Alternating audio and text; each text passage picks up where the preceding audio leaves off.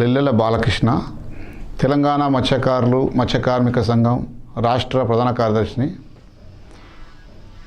తెలంగాణ రాష్ట్రంలో మా సంఘం తెలంగాణ మత్స్యకార్మిక సంఘం గంగపుత్ర, ముదిరాజు ఈ కులాలలో ఉన్నటువంటి ప్రముఖులు, పెద్దలు, మత్స్య సహకార సంఘాల పెద్దలతోటి, అదేవిధంగా మాకు సహాయ సహకారాలు అందించేటువంటి తెలంగాణ రాష్ట్రం ఏర్పడిన గత 3.5 సంవత్సరాల నుంచి ప్రభుత్వం మత్స్యకారులకు ఎన్నో ఆశలు పెట్టుకున్నటువంటి మత్స్యకారులకు చేసింది చాలా తక్కువనే. వాటన్నిటి మీద మేము ఈ రాష్ట్రంలో, తెలంగాణ రాష్ట్రంలో నేటికి 4200 మత్స్య పారిశ్రామిక సహకార సంఘాలు ఉన్నాయి. లక్షలాది మంది మత్స్య కార్మికులు ఈ వృత్తి మీద ఆధారపడి జీవనోపాధి పొందుతున్నారు.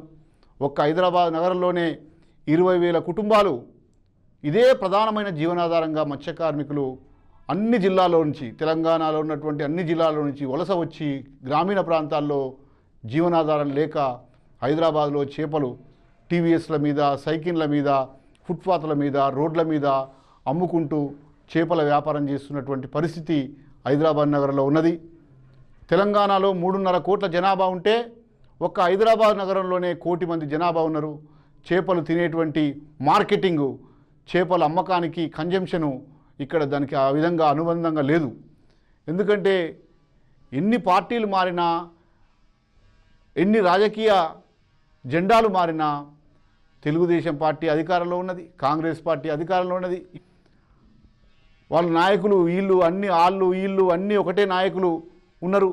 కానీ హైదరాబాద్ నగరంలో చేపల మార్కెట్ అనేటువంటిది, మార్కెటింగ్ వ్యవస్థ చాలా అన్యాయంగా ఉన్నది. మరి ఇప్పుడు గవర్నమెంట్ మీద మేము చేపల మార్కెట్ల నిర్మాణం మీద, మత్స్యకారులు ఎదుర్కొంటున్నటువంటి ముఖ్యమైన సమస్యల మీద మేము ఒత్తిడి తీసుకురావడానికి కార్యాచరణ ప్రణాళిక రూపొందించబోతున్నాం.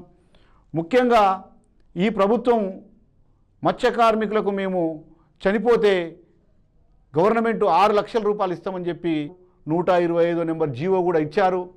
కానీ ఆయన ప్రకటించింది, జీవో ఇచ్చింది. తెలంగాణ రాష్ట్రం వచ్చిన ఈ 3.5 సంవత్సరాల కాలంలో సుమారు 250 నుంచి 300 మంది మత్స్య కార్మికులు వివిధ సందర్భాల్లో, వివిధ వృత్తి ప్రమాదాల్లో అనేక మంది 250 నుంచి 300 మంది చనిపోయినారు.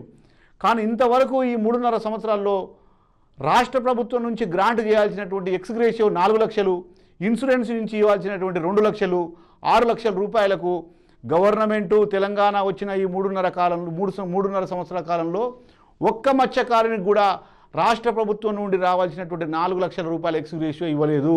ప్రభుత్వం ఎందుకు ఇవ్వలేదు? మత్స్యకారుల ఎడల ఎందుకు ఇంత నిర్లక్ష్య భావంతో ఉన్నది? ఓన్లీ కేంద్ర ప్రభుత్వం నుంచి వచ్చేటువంటి ఇన్సూరెన్స్ పథకాలు మాత్రం అవి కూడా కొద్ది మందికే వచ్చాయి. చాలామందికి పెండింగ్లో ఉన్నాయి.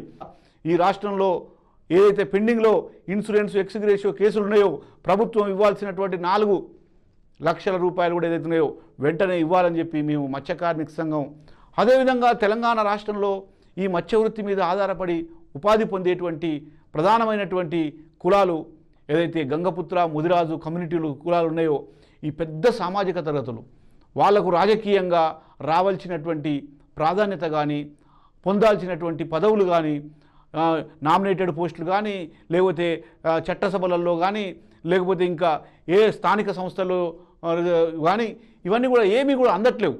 కాబట్టి మత్స్య కార్మికులలో సామాజికంగా, రాజకీయంగా, ఆర్థికంగా, విద్యాపరంగా చైతన్యం చేయడానికి అనేక మంది ప్రజాప్రతినిధులు, అనేక మంది మత్స్యకార ప్రతినిధులు ఈ చర్చల్లో పాల్గొని నివేదికలు కూడా, తీర్మానాలు కూడా చేసి ఈ ప్రభుత్వానికి అందజేస్తాం. ఈ సందర్భంగా మత్స్యకారులలో చైతన్యాన్ని తీసుకొచ్చి సంఘటితం చేసి బలమైన ఉద్యమాన్ని, బలమైన ఒక రాష్ట్రంలో మత్స్యకారుల ఒక పోరాటాన్ని కూడా సాధించాలని చెప్పి మత్స్య కార్మిక సంఘం